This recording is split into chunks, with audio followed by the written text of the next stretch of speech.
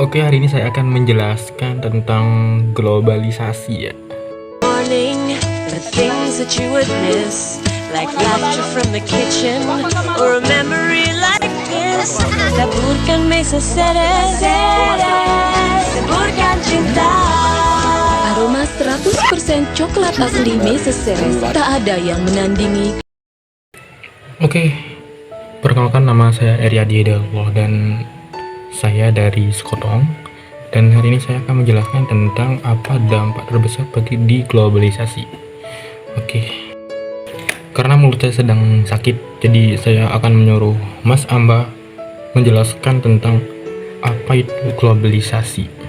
Globalisasi adalah proses menyatunya dunia akibat kemajuan teknologi, komunikasi, dan transportasi. Dalam prosesnya, globalisasi membawa manfaat sekaligus menimbulkan berbagai permasalahan yang terus berkembang, dinamis. Dinamika permasalahan globalisasi. 1. Bidang ekonomi. Persaingan global semakin ketat, sehingga usaha kecil dan lokal sulit bersaing dengan perusahaan multinasional. Kesenjangan ekonomi antara negara maju dan negara berkembang semakin lebar.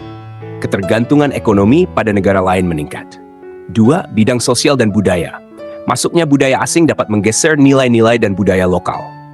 Gaya hidup konsumtif dan individualisme semakin meningkat. Lunturnya identitas nasional, terutama pada generasi muda. 3. Bidang politik. Campur tangan negara asing dalam urusan dalam negeri melalui ekonomi atau diplomasi. Kedaulatan negara bisa melemah akibat tekanan global. Munculnya konflik kepentingan antar negara. 4. Bidang pendidikan. Ketimpangan akses pendidikan berkualitas antara wilayah maju dan tertinggal. Kurangnya kesiapan SDM dalam menghadapi persaingan global. Kurikulum harus terus menyesuaikan perkembangan global. 5. Bidang teknologi dan informasi. Penyebaran hoaks dan informasi negatif semakin cepat. Penyalahgunaan teknologi, kejahatan siber, pelanggaran privasi. Ketergantungan berlebihan pada teknologi. Kesimpulan, dinamika permasalahan globalisasi menunjukkan bahwa globalisasi tidak hanya membawa kemajuan, tetapi juga tantangan serius. Oleh karena itu, diperlukan sikap selektif, penguatan nilai nasional, dan peningkatan kualitas sumber daya manusia, agar dampak negatif globalisasi dapat diminimalkan. 1. Meningkatkan kualitas sumber daya manusia (DM). Memperbaiki kualitas pendidikan dan pelatihan keterampilan, menanamkan kemampuan berpikir kritis, kreativitas, dan literasi digital, menyiapkan generasi muda agar siap bersaing secara global. 2. Memperkuat nilai budaya dan identitas nasional, melestarikan budaya lokal dan bahasa daerah, menanamkan nilai Pancasila, nasionalisme, dan gotong royong. Bersikap selektif terhadap budaya asing, menyaring yang positif, menolak yang negatif. 3.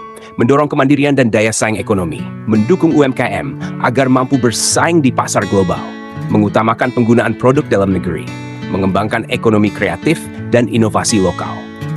4. Pemanfaatan teknologi secara bijak, meningkatkan literasi digital agar masyarakat tidak mudah terpengaruh hoaks, memperkuat keamanan siber dan perlindungan data pribadi, menggunakan teknologi untuk hal produktif, pendidikan, usaha, kreativitas. Penguatan peran pemerintah dan regulasi, membuat kebijakan yang melindungi kepentingan nasional, mengawasi masuknya produk dan budaya asing, menjalin kerjasama internasional yang adil dan saling menguntungkan. 6. Meningkatkan kesadaran dan partisipasi masyarakat. Masyarakat aktif menjaga nilai sosial dan etika, mengembangkan sikap toleransi dan tanggung jawab sosial, menjadi warga negara yang kritis dan peduli. Kesimpulan, solusi utama menghadapi globalisasi adalah keseimbangan antara keterbukaan terhadap dunia luar dan penguatan jati diri bangsa, sehingga manfaat globalisasi dapat dimaksimalkan tanpa kehilangan identitas nasional.